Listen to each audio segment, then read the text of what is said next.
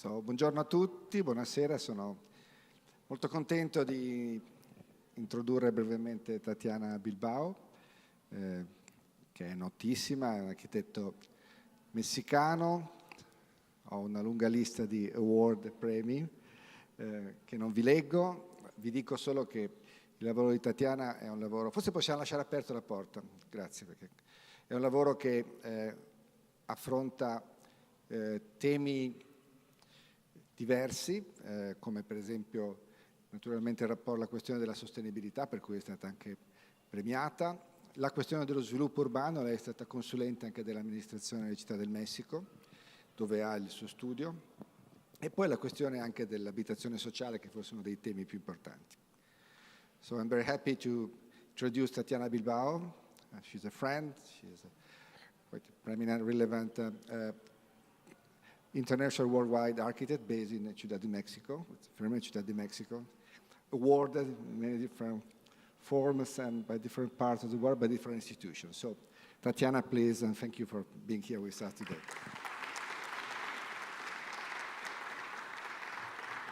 Grazie Stefano, grazie a tutti alla Triennale, per me è un onore di essere con voi questa sera. Vado a farlo in inglese perché per me è meglio, le parole tecniche non le conosco bene in italiano, ma so now I switch in English. Thank you very much for being here. And I thought I wanted to talk in my work on relationship of the other. I believe that nowadays, when we think of the other, we think we work for the other. But I want to believe that I work being the other. And the other means any other, you, or the brick, or the projector, or a plant, or the nature, or anyone. And I think that one of maybe 3 important projects that I have done have to do with thinking of that, thinking of that social context, thinking on that natural context that the project is on, and why not thinking of every human being that it's inhabiting it. 15 years ago, I was invited to work in a botanical garden. That was one of the first commissions we ever had. And it's been a project that we have been developing ever since. When I arrived, the garden existed. It's a garden that it was done by an engineer in a very intuitive way. The garden has been there for more than now almost 38, 40 years. And he collected plants. He was passionate about botanics, although he was an engineer. And he convinced a governor of a state to donate him a piece of land in the city. And that's how he started this public botanical garden that nowadays welcomes more than 10,000 people every day. It's a garden that, as I say, has a very intuitive history, way of being developed. And when I arrived with my architect's mind, the first thing I thought it was we needed to organize this place. It was too disorganized, it was done too intuitively. How can you ever figure out where you enter, where you exit, where's the collection, how it's classified? And this garden is in Culiacan, which is a city, the capital of a state named Sinaloa in the northwest coast of Mexico. Culiacan, maybe you don't know it, but in our country is known by being the capital of the drugs. This is where El Chapo, you might heard of El Chapo comes from. And this is a label that these people have. And obviously one of the main drivers of the people involving us to the project was to really overcome that label and show the citizens of this city that there's way more richness in probably what nature or urban parks can show them than anything else. So I started working when this garden, as I said, already existed, had a collection of art, had diverse ways of expressing itself, was used for many things, not only educational purposes, but also recreational purposes, and also was used as a representational place. So this garden really was a place that people regarded importantly in the city. This place was where people took pictures of their most important days in their lives. This is a photo of a 15-year-old that normally they go there to take pictures of that day there in the garden. So this is how regarded the garden is for the city. So as I said, the garden was used for many things, even exercise done very spontaneously. And really how to think of an urban garden with this importance, with this relevance, when in Mexico we have had the first urban park in all the continent, in all the Americas, which is the Alameda, and it's in my home city. How to think this relationship of the social with the nature, but most importantly, how to think and to relate to a garden that it's not only used for urban purposes of recreation and social instrumentation for people, but also because of really this botanical nature of it, educational purposes. How to think that we can be the other to act there. And in this case, the other becomes 1,000 things. It's not only one other, it's one other of many things. And I think that I understood that specifically the moment that we were, like for the first 3 to 4 months, working very intensively, understanding the place. So going there every other day, more or less, being there for long periods of time, trying to think and put ideas on the table. I brought a very diverse team of people to work. There was already in the place, but also I brought more diverse people to work in. And we were throwing ideas in the table. And this day, I remember perfectly, I took this picture of Enrique the gardener, and we were walking around saying things of what we imagined this place to be. And one of the things I said is, why don't we do this yoga pavilion on the middle of this place? Imagine how beautiful to be that people would have a space really to do what they do here. And this guy really made a face like, that's such a bad idea. And I thought, why would he think that? I mean, people do yoga and Pilates and Tai Chi in this place all day long. Well, I went home, I thought my idea was very clever. And then the next morning, the next day, working on it, I realized that if we would have done a yoga pavilion in this place, we would have killed the activity. And that really thinking on a way of maybe colonizing this place with programs and things would really change the purpose of the garden. If we would have put a yoga pavilion there, the yoga classes would have to be programmed, would have to be having a sense of schedule, teachers, maybe at the end even charging for the classes, while right now in the garden, or even then, they happen intuitively. People just went there to do their yoga in their own, maybe in groups, maybe they hire a professor at the time they wanted in any place that they wanted. So this gave me really a key to what we were going to do there. In this very urban garden in the middle of the city, embedded in a residential area, that really needed a more natural structure. It was done very intuitively, it was done naturally. So what we did is we traced the branches of the most important species there, we tried to map them, and we tried to overlap them with what the garden was. Then our first plan emerged. And our first idea was there, and in a way we wanted to colonize the garden by not colonizing it. I don't know, obviously that sounds like an irony, but that was like what we wanted to do. And so we started understanding if we could do broke the program in many, many pieces to see if we could do pavilions, insert little pavilions in every corner, not every corner, more or less like in specific moments of the garden to create different different buildings that would serve for different purposes to allow this new program or these new ideas for the garden to exist. What were the new ideas? So we were called there in a moment where the president of the board decided to bring in a very important art collection, and we decided to drive him, instead of just imposing those pieces of art, to think how those artists in his collection, and this was more the idea of the curator, Patrick Charpenel, was going to, those artists were going to really act with the garden. So Patrick Charpenel invited us, a number of artists to create interventions based on their experience of the garden. And the first thing we did was classifying the plants that were there, because we knew there was an extensive, very diverse collection of things, and we found out that the palms were the most represented species there. So we did very small moves, strategical moves in it. For example, this pond existed, and we added this bridge that would connect two important areas to visit the palms in the garden to make it more logic.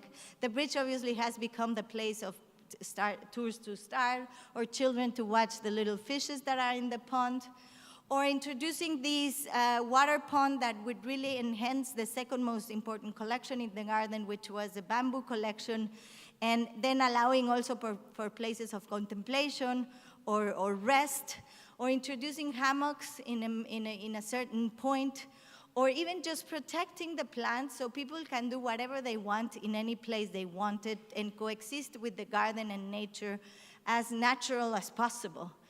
What we also did is we thought the irrigation system was super interesting. It was a system that is very analog because it works only with gravity. So we exposed it so every visitor could be able to also to understand it a little bit. We thought it was interesting to understand how this garden really existed this way. We opened little paths to species that were not accessible before, or we enhanced at some point the landscape to better understand certain moments. The art did the same, and that was amazing. So the artists that were invited had it's a very long list of artists like Alora and Calzadilla, which is a pair of American artists, very recognized artists, that did pieces that couldn't exist in a museum, no? If you imagine this piece in a museum with a guard saying, don't touch it, instead here it becomes an interaction piece, no? Or pieces that are contemplation piece like this Adrián Villarroja's piece, or a Dan Graham pavilion that obviously has become also the frame of photographs of the most important days of people there, no? Or a piece by Francis Alice, a Belgian artist living in Mexico that decided to give death to his beetle in the garden, that really starts to interact with the people in very different ways. Culiacan is a place where the culture is not part of the everyday life. Here you used to have culture since you're very little. Since you're growing up, you go to museums, you have art around you, art in the city, art maybe in your houses, maybe in your schools, but art is part of your culture. In Mexico, in this place, art is not part of the everyday culture. So these people, obviously, when this beetle arrived there, I took this picture, they said, why a person from Mexico City, because the plates were from Mexico City, would come here drunk and crash his car in our garden, no? Obviously, then there is a sign where it says what it is, and this becomes the everyday interaction with art. This is a piece by Olafur Eliasson, which is a very beautiful pavilion that looks like nothing, but in the meantime, it really shows that in Culiacan there's seasons, no?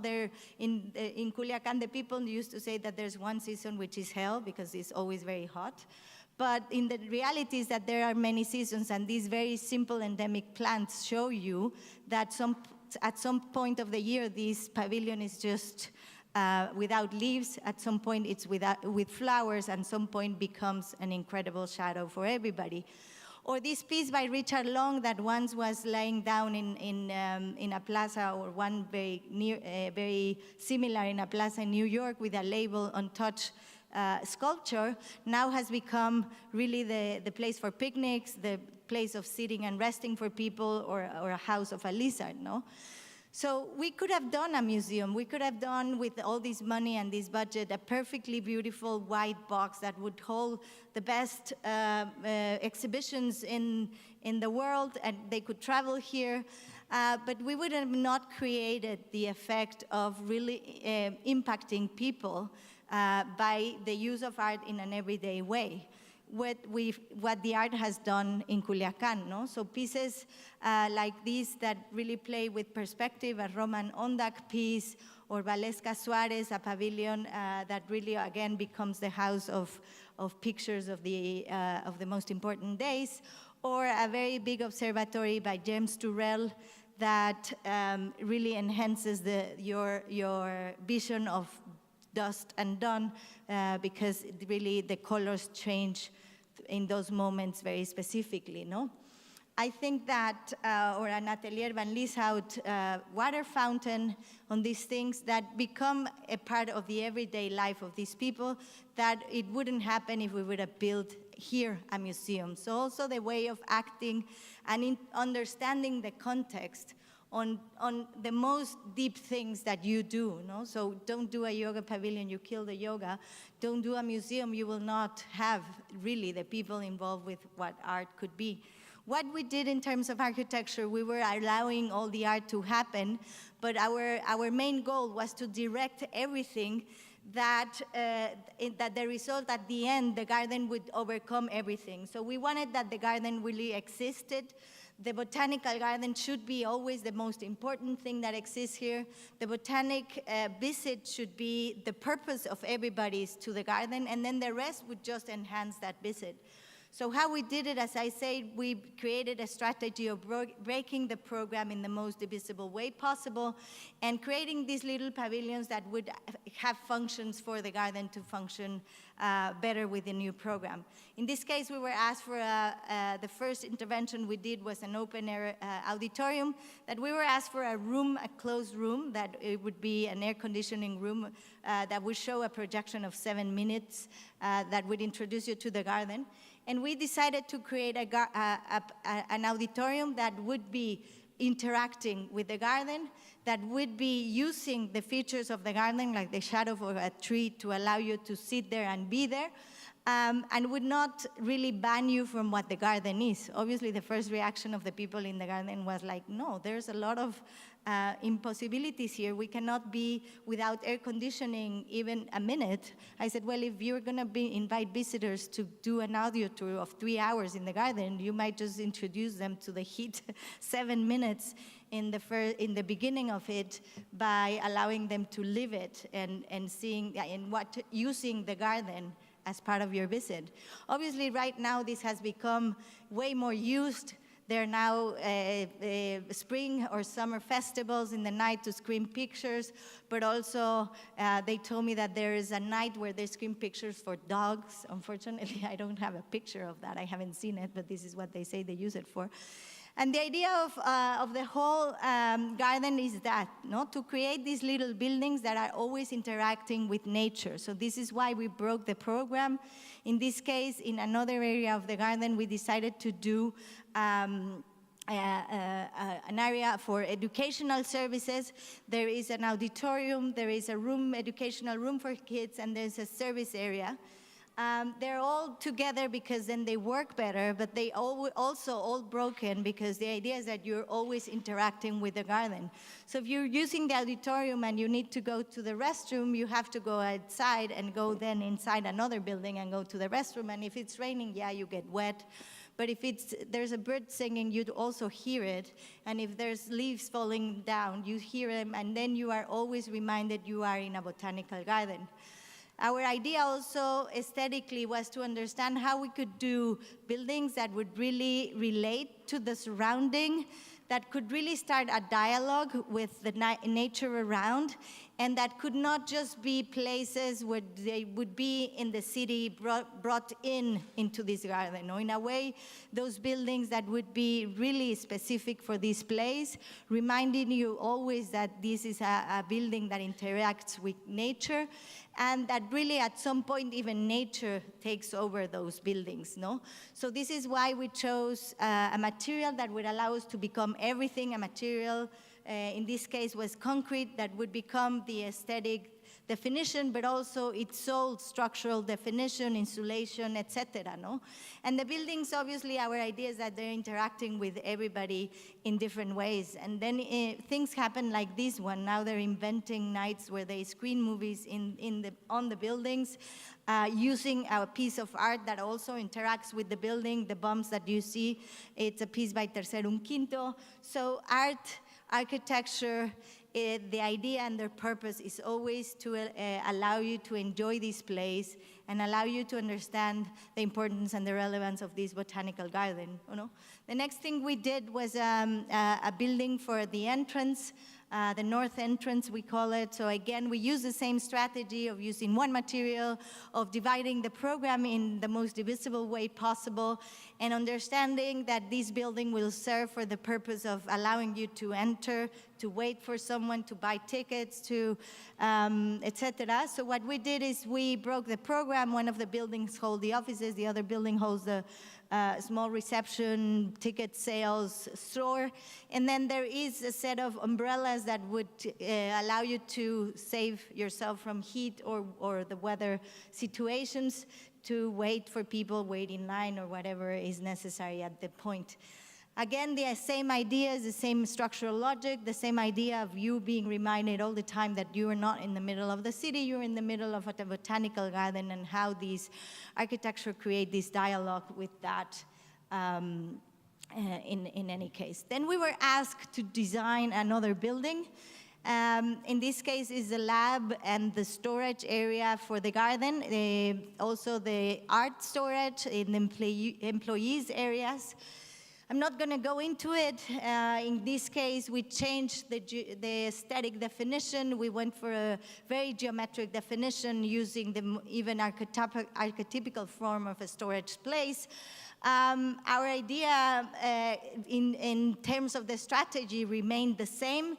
So we wanted to break the program in the most divisible way possible, again, to allow these buildings to interact with the garden as much as possible, as well as you.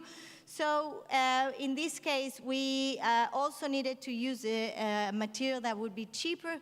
We decided to use concrete block, but in the same way we used concrete before. It's again the same thing. It's the same aesthetic final definition, the structural definition, the insulation definition. The block becomes everything.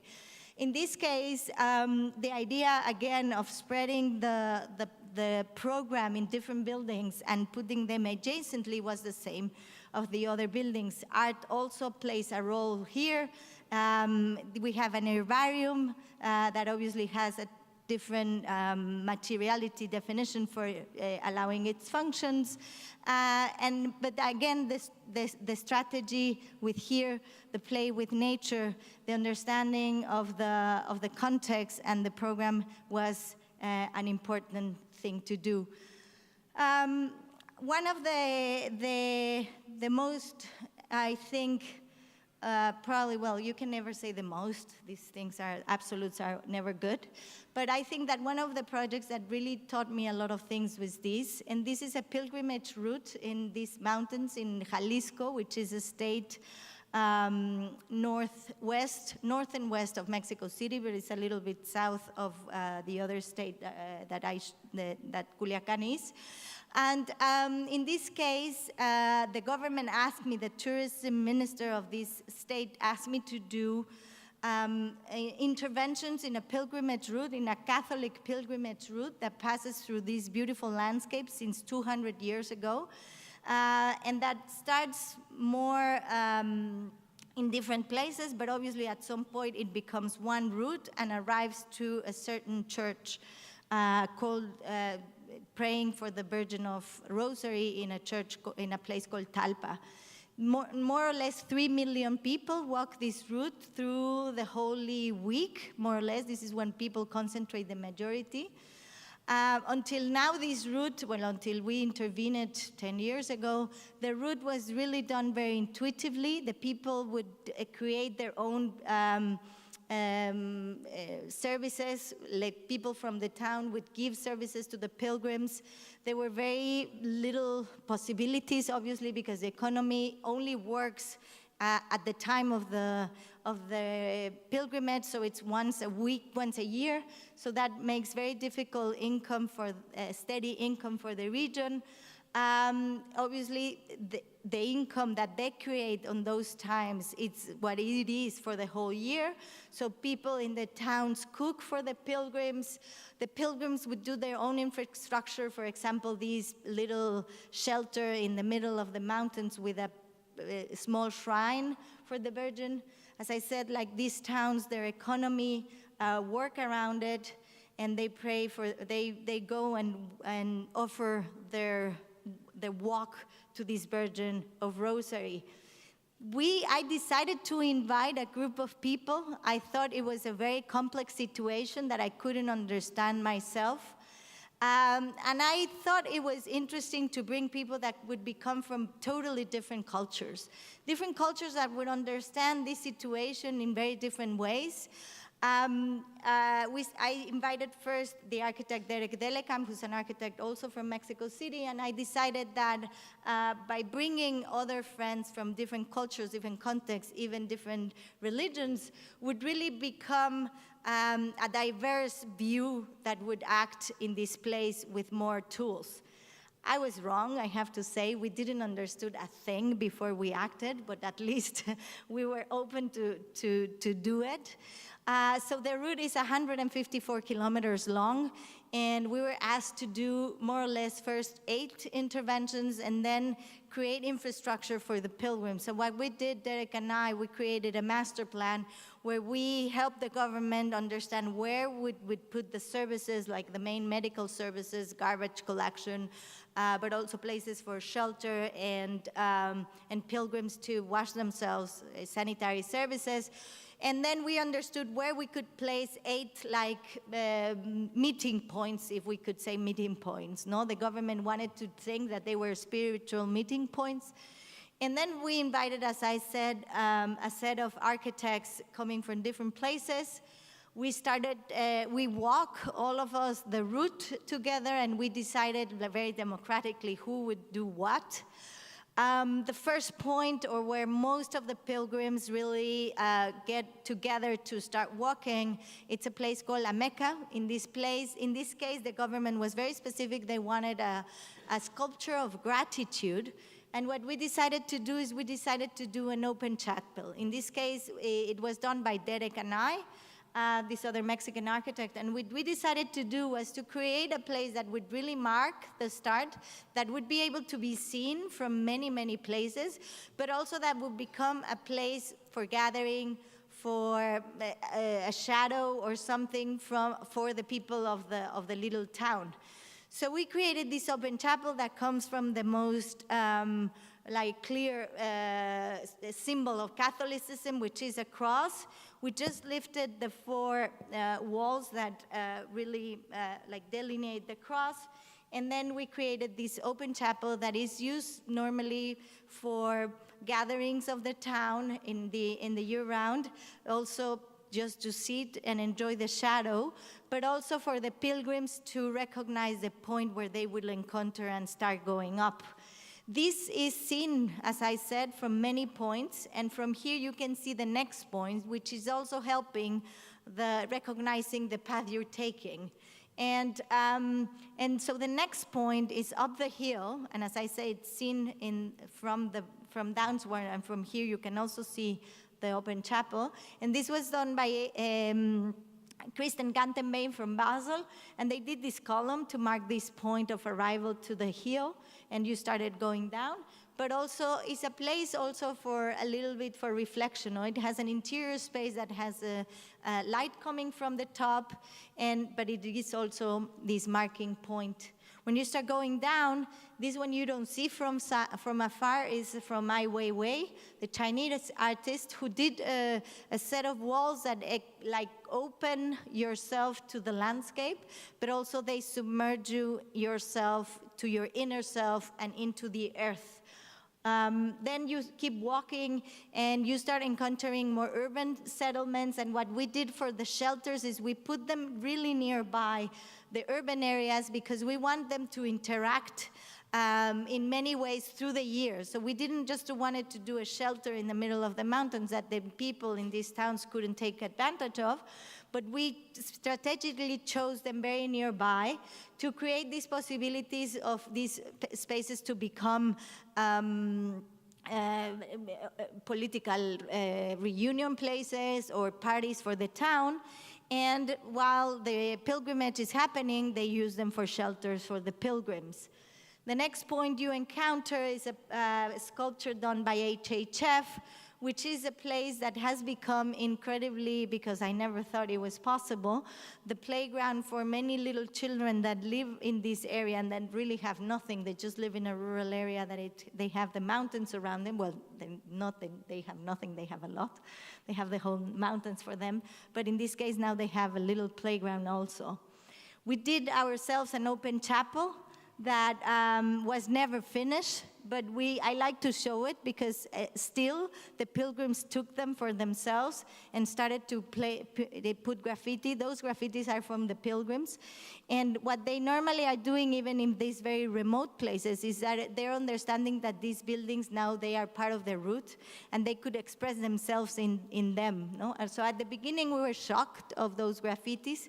Then we were really happy because we understood that people were putting their marks there, saying this family is here. We walked this route in July or April 2015, and we were praying for this. And I think it's very beautiful how then the buildings become these elements of part of this history of the pilgrimage of everybody. So it was an incredible way of thinking that the graffiti, it's even a way of taking over the buildings and not just rejecting them, no? And then we saw, the last point you encounter is a piece from Derek Delekamp and Rosana Montiel, another couple of Mexican architects, that is just encircled in the landscape, allows you to reflect on it before you arrive to your final destination, which is the Church of the Virgin of Rosary in Talpa. I come from a city that is built on top of a lake. The city has been built on top of a lake since ancient times. Then the Spanish arrived and they really created an urbanism on top of the lake. They decided to very specifically kill the lake, and now we're living on top of a lake. And it is something that we have very consciously every day, because also this creates big problems, specifically because we're in a big failure. There's earthquakes, so you imagine if we built on top of the lake and then there's earthquakes, it's become a gelatin. So we feel them almost every day. The ground is moving, and we're very conscious of what the relationship between water building and an urban area is and means.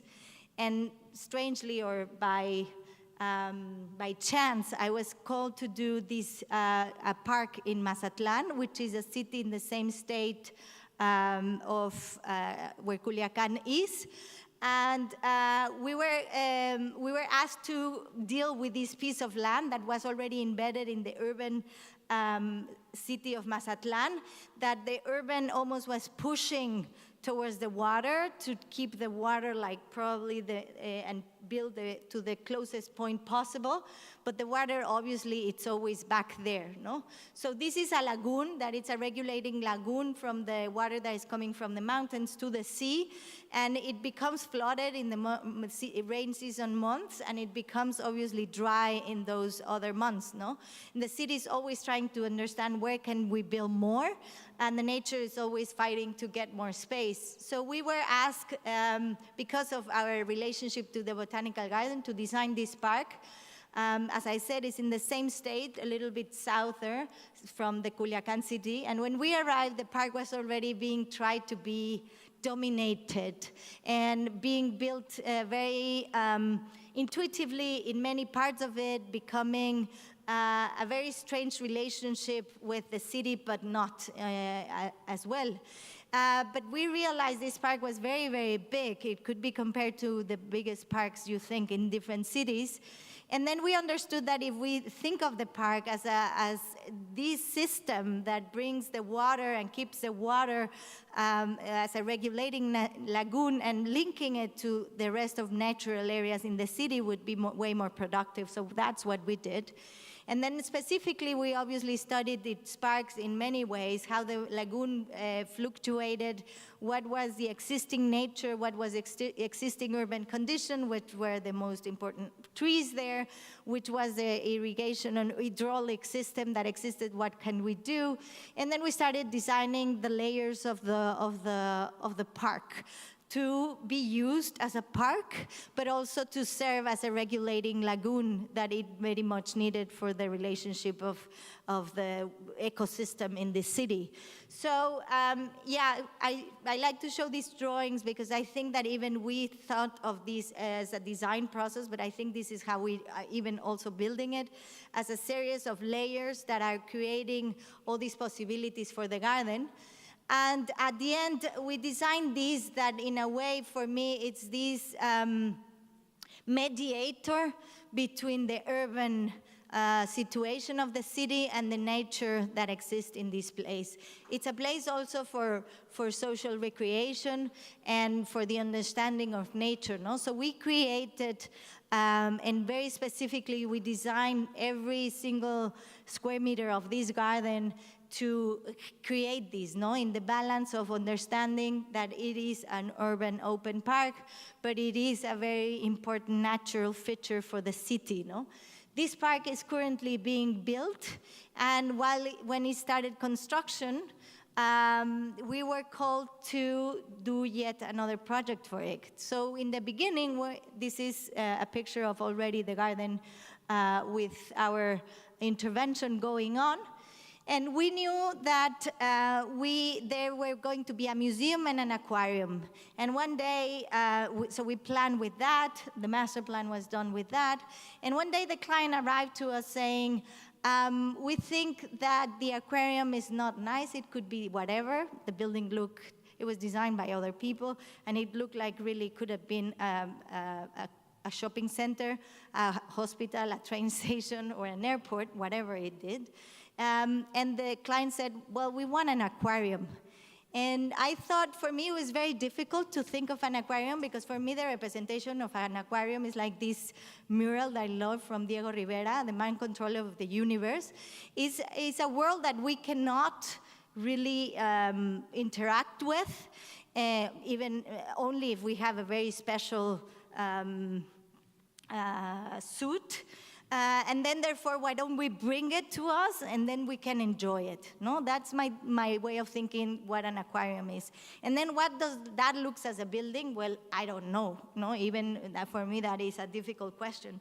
So we started working and thinking, okay, what can we do? What is about a place that would have fishes out in the surface in this place, and what does it means, no, for the park, for the city, for the life there.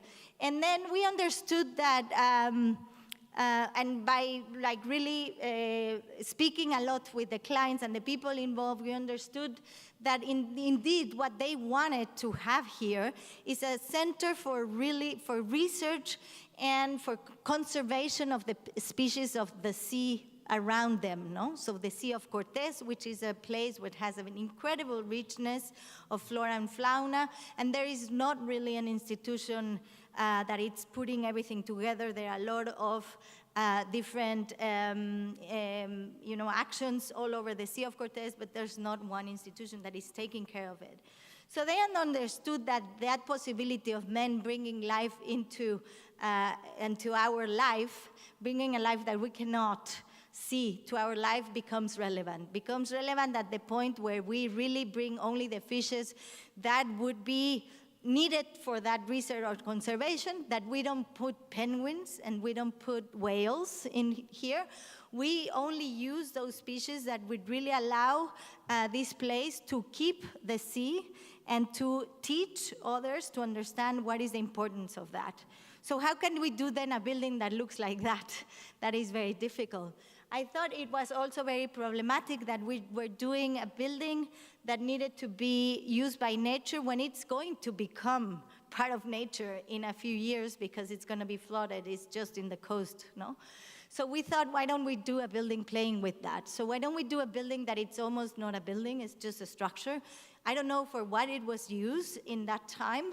Then the sea rose, the building was flooded, and then nature was able to emerge. No, the sea receded, because I still also believe that it's a cycle. I don't think that we're just going to be flooded and that's it. Then the water is going to recede and then life is going to emerge again.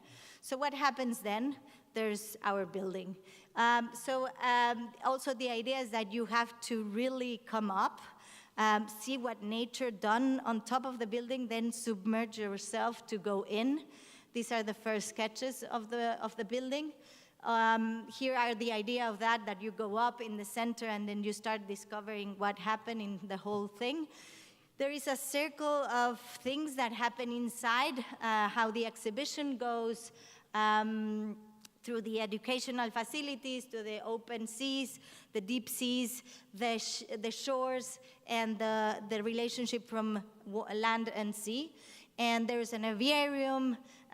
There is a lot of features for educational purposes, but also there's a lot of features for just nature to grow in this place, no?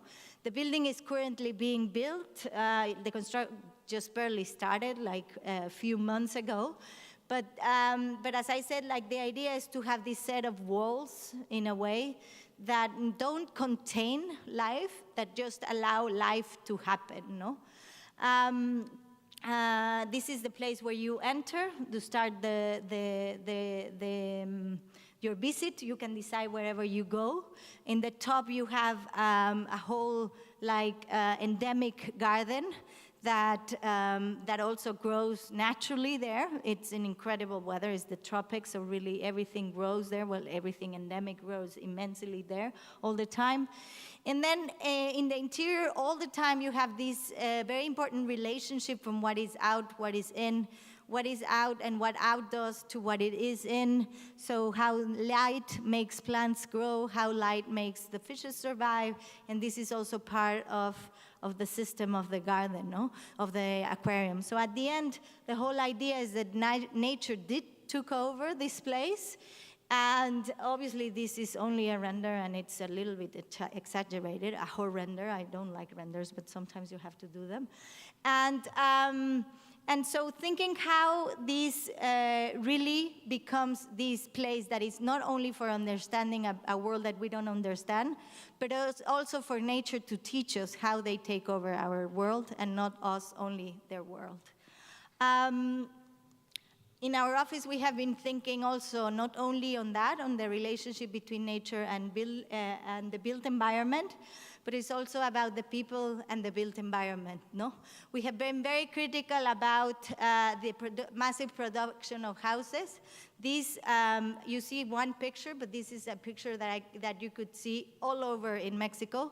11 million homes have been built this way, and we've been very actively thinking this is not a place for anybody to live. This is just an economical solution, which is not even, at the end, economically good for anybody, that just produces boxes, white boxes, and trash, and really pollutes the world, no?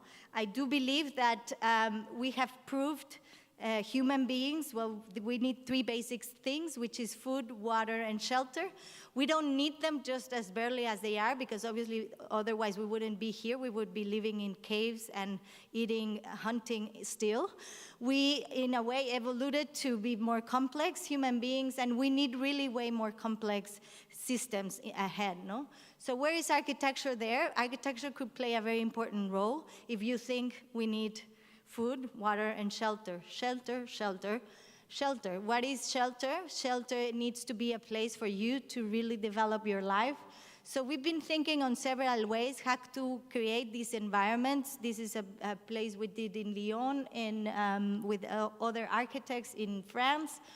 But operating this way of bringing other thinkers, we did, for example, this solution for very low social housing in the city of Aguascalientes in Mexico, also bringing other thinkers from different parts of the world to understand that we can create beautiful environments with complex ideas that really enhance lives of people, done with 5,000 pesos per square meter, which is 250 euros per square meter, no? I think we have also tried to understand what is the relationship of the rural areas and what is the importance of creating a solution for rural areas instead of only thinking of urban areas. If we think that in what they say in 2015, in 2050, there is 70% of the population would be living in urban areas, then we have to think how to solve also the rural areas for not to have these people to interact, to come to the cities. This is why we're also working in those rural areas, and what really allow us to act in and understand many things was the earthquake that happened almost 2 years ago, September 19 of 2017, where 500,000 houses were destroyed in the rural areas. And the people, obviously, the first thing they wanted is to, if there was a possibility, to flee out from that horror of having their houses down in a little town that is disconnected to everything and go to the cities. And then I thought, why are we really thinking, all of us architects, what to do with the urban environment? We need to. But why are we not thinking, why don't we keep these people in their own places, which is what the most want, because obviously they're the loved ones, that is where they live, that is where they grow, and give them the opportunities of living there and understanding why it is to live there. So we help them to understand the process of construction. It's a very complex program. We're doing houses with the people since then. It's been also very, very difficult, but we have understood all those very intrinsic relationships, thinking how architecture can become just the platform, or architects, we could become just the tools for each of these, the human beings in the world, to develop their own life in the way they want to. We're trying to explore new ways of expression, but this is not only a new way of expression, it's also a new way of operating in architecture. It's a new way of trying to understand that architecture is only a platform, and everybody can choose how they live and really create more possibilities for this complex world that we live in. We're working in many urban and rural contexts. This is a very big complex in San Francisco, which we're also trying to understand in terms of how to introduce this complexity in the vertical environment. No? So not only how to allow people to develop their own lives in the rural areas, but also how to allow people to develop their own lives in the urban settlements. What is about the vertical environment? No? And right now, I believe that a skyscraper becomes really an imposition, and even a place removed from the urban areas, because when you enter, the city bans. And I think that by introducing more complexity and more possibilities to the vertical environment, there also we become way more aware and more responsible. So in this case, I believe that the next revolution needs to be that one of understanding that we don't need to operate for the other or in favor of nature, in favor of the poor, or in favor of the people. We need to be those others. We need to be those poor people. We need to be nature. We need to be them in order to act. Thank you very much.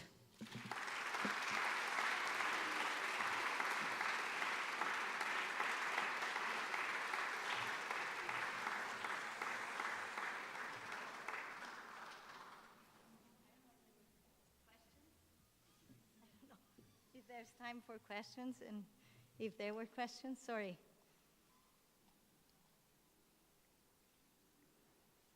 Maybe everything was very clear or was not very clear. Yes.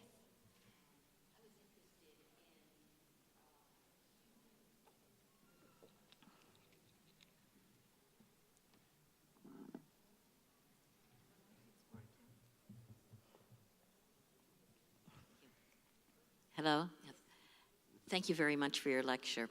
I was interested in what you did in the pilgrimage project, okay? And you were called in, and you decided to call in an international group. I was interested also in the dynamics with working with the local community, deciding on what to build and where, and deciding on the structures. I mean, did you receive like a mandate from the government to say, build certain sites, or did you decide it together? If you could go into that a little bit. The government had little idea of really how to do this. We had even less. We actually started helping them in understanding where we could build these things. So the first thing we did was to understand what would be the correct, if there is, I mean, in our understanding, what would be the way to place these, for example, these points of encounter what would be the best thing to put in the rhythm to introduce the service areas, the shelters, etc. And then matching that to what are the possibilities in the ground, understanding what are the places where we can really build. Because, well, first of all, to understand that we needed to, at some point, act in the middle of nowhere, because this is where the pilgrims go already, and that the nature was already intervened. But also, in the little towns, what were the spaces available for us to build? So it was really, if I show you the first plan, it has nothing to do with what it was built now. It was really a negotiation between that, the ideal understanding, and then what the territory gave us as possibilities, no? Because also the government had to buy all these lands, all these places. So there were obviously some that were not for sale, people didn't want to sell it, or there were some that were not really possible to be built. So it was analyzing every single site in its individuality, and then going back again to test it in the master plan to understand if it worked or not, and then go back to the ground and this. It was a very difficult process, very long process, way more than anything else that of understanding where to build. Was there a lot of interaction with the local people? How did they react to what you built? So it was incredible. As I said, like in the beginning, I thought I wanted to have more minds to understand the place, and then we realized we didn't understand a thing. More and more I understand that you don't understand anything. The only thing you understand by traveling and acting in other places is your own context better. So the more I travel, the better I understand Mexico City and my neighborhood and my life. The rest, I don't know how much I really understand. But what I realized, and we realized we talked to the people, we worked with the people. One of the architects, I didn't mention him, sorry, that did the shelters is local from that area. So we wanted to act as if we would understand the place. But then we realized when the first thing started to emerge, and we did interviews to the people, that they were very happy that someone at least was paying attention to their pilgrimage, you know, because they were really left out of sight of anybody. Because in Mexico there is a very, so since the independence, one of the very important things that happened is that the church and the state divided completely, no? And the understanding of that has really affected a lot of things. So the government is supposedly not, it's forbidden to act in any religious act.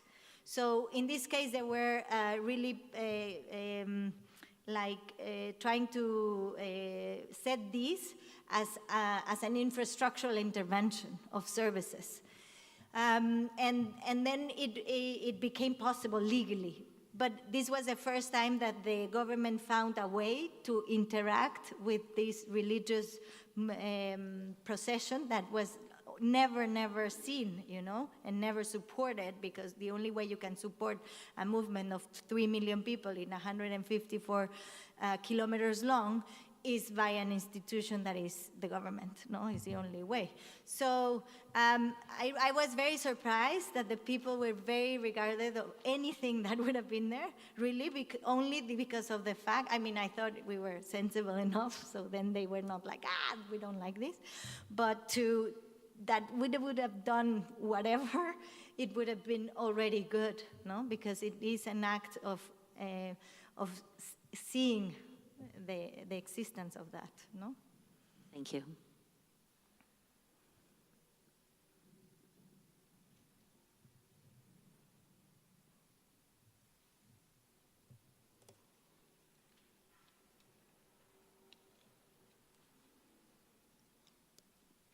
Thank you, Tatiana, very much for the conference. I really enjoy it.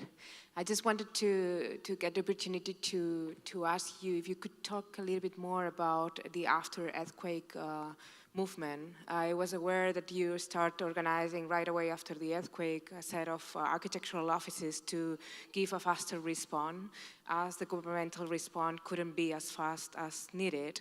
And now that it has been a while since then, I was wondering how you show a few pictures, but I was really wondering which had been the consequences of the movement, if you're still working, if at the end the government has helped you out, because as far as I understand, you actually organize all this with, a group of architects, just, being entrepreneurs with no resources at all. And I was wondering if that has evolved and if you have ended up collaborating with the government in a more official manner.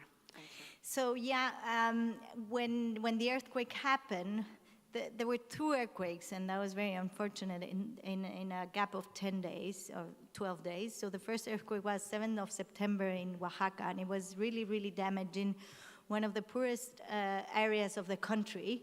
And there were many, many houses affected in very different regions that made, obviously, the intervention very difficult. And then we got together like 20 architects, and we were going to go. We had our trip plan on the 20th of September to see what was happening and how we could help. And 19th of September, there's a new earthquake now in Mexico City, affecting very much of our own offices, starting with of those architects that we were going. So obviously we canceled the trip, but still we were like saying, okay, we'll get in touch as soon as we are able to raise our head out of this thing, no? Because it was affecting a lot of us. And then, so next Monday, the earthquake was a Tuesday. The next Monday, we finally decided to get together. We were 80 architects now. And we started thinking that it was organized independently by us. And we started thinking that we needed to be very, first of all, very outspoken on how this should be addressed. The government wasn't starting to do anything, mostly, basically. And then by a week later, we were 400.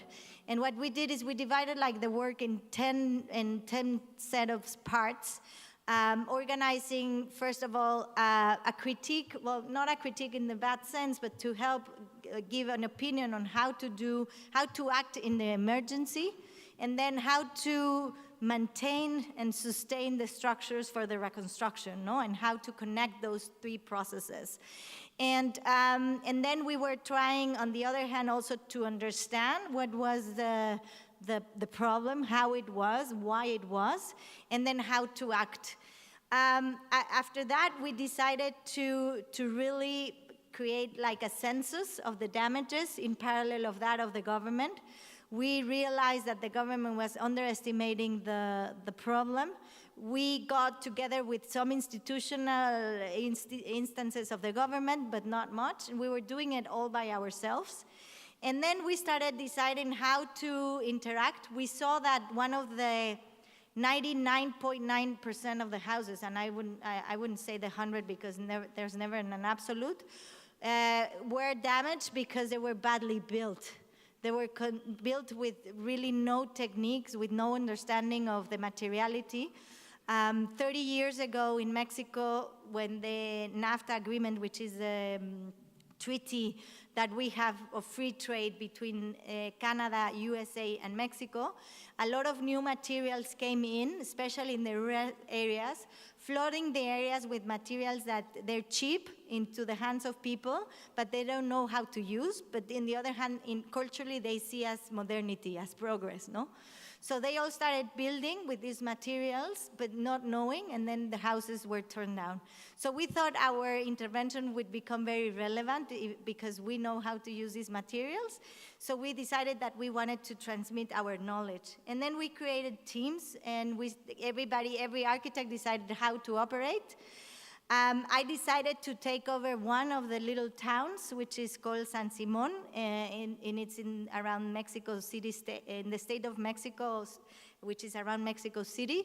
And there, 1,000 homes were down. Obviously, I couldn't rebuild 1,000 because I didn't have the possibilities, economical possibilities of doing it.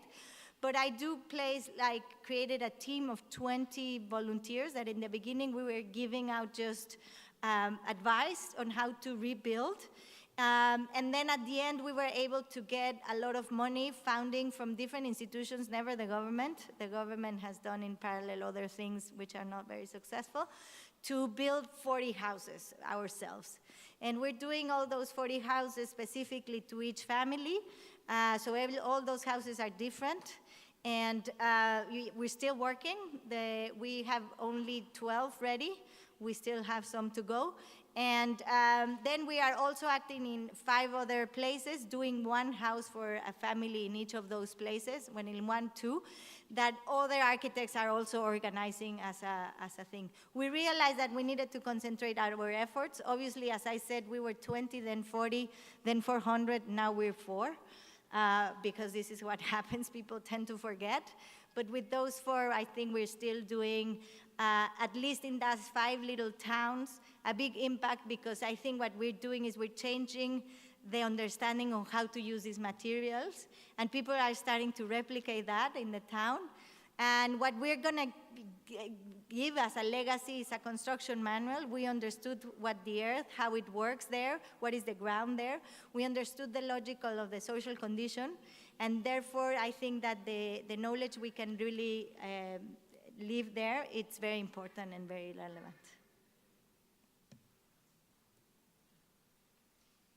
I don't know if there are other questions.